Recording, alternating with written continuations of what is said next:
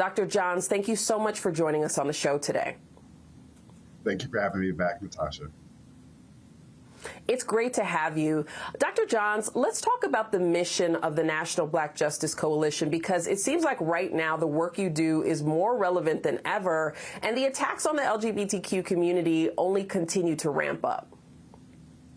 All of that is right. NBJC is a 20-year-old organization. This December, we are the nation's only civil rights organization that has always been unapologetic and intentional in acknowledging that as long as there have been people, Black people specifically, since everything originates from us, we've been beautifully and incredibly diverse. Even before the terms gay and lesbian or trans existed, we showed up occupying those ways of being and experiences. And so much of our work is honoring the legacy of Fannie Lou Hamer, who reminds us that unless and until all of us are free, none of us are free. I'm very interested in media narratives. It's something that I watch just sort of universally to see the ways in which the public is receiving messages and the way that they are being educated about what's happening.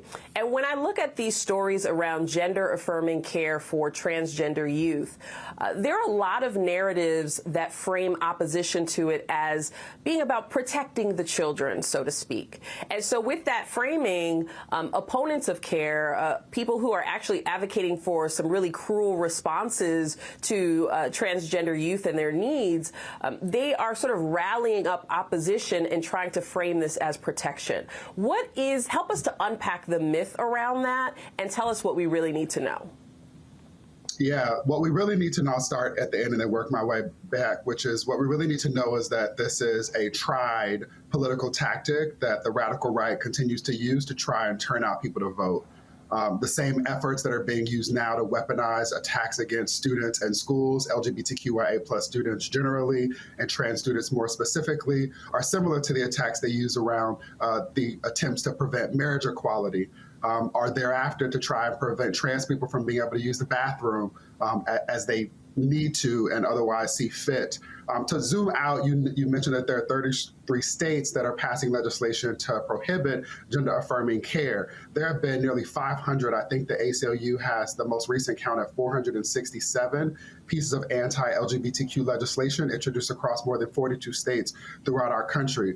It's almost impossible to find a place where people are not having arguments about the best ways to ensure that children who didn't ask to be born are protected as they come into themselves and make sense of who they are in the world around them. The vast majority of those bills target trans students. They prohibit not only access to gender-affirming care, but their students' abilities to participate in sports or other activities that we know are important for students to grow and develop. The takeaway for me is that the bills and the language and the legislation and actions around it are tantamount to genocide. Preventing young people from having access to the services they need contributes to mental health trauma. And what we know is that the mental health rates of Black youth generally are abysmal. The suicide rates for Black youth have doubled over the past 2 years. We know that students that have multiple marginalized identities, so students who are living with a disability, students who are members of sexual minority communities, those students have exacerbated mental health trauma. And the Trevor Project recently did a study on Black LGBTQIA+ youth. They specifically focused on trans youth and found that 1 in every 4 Black trans or gender nonconforming youth have contemplated suicide over the last year. And as a researcher, I know that that's likely an underreported number, given the challenges around not only language, but the way in which people conduct these surveys. And so we should be clear that our babies are ringing the alarm. They are signaling to us that they are not well. And that's the result of decisions that adults are making or abdication of responsibility that adults are responsible for.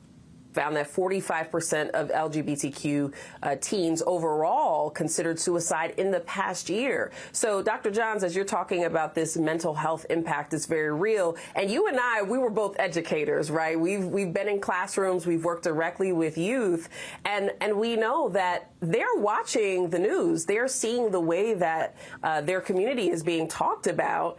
And I wonder, do you think that a lot of the negativity and the vitriol contributes to some of the mental health challenges or just generally impacts their state of mind? Oh, absolutely. I had a conversation some time ago with young people after the lieutenant governor, a black man of North Carolina, stood in the pulpit of a black church and called LGBTQ children garbage. And asked them about how they felt about that. And they named the not only visceral response they had, but identified as well that, I can't feel safe. I'm not able to learn or demonstrate what I know in an environment where I know somebody doesn't value me. Asa Hilliard, a sociologist, reminds us that there's no secret to how we support young people. We acknowledge them as human, and then we second support them with love. And at the core of these attacks on LGBTQIA+ students, which is also an attempt to erode democracy, which is why they're targeting schools, is a naming that needs to happen around the fact that too many adults don't value Black bodies. They definitely don't value Black children, especially if those children show up in non-conforming ways.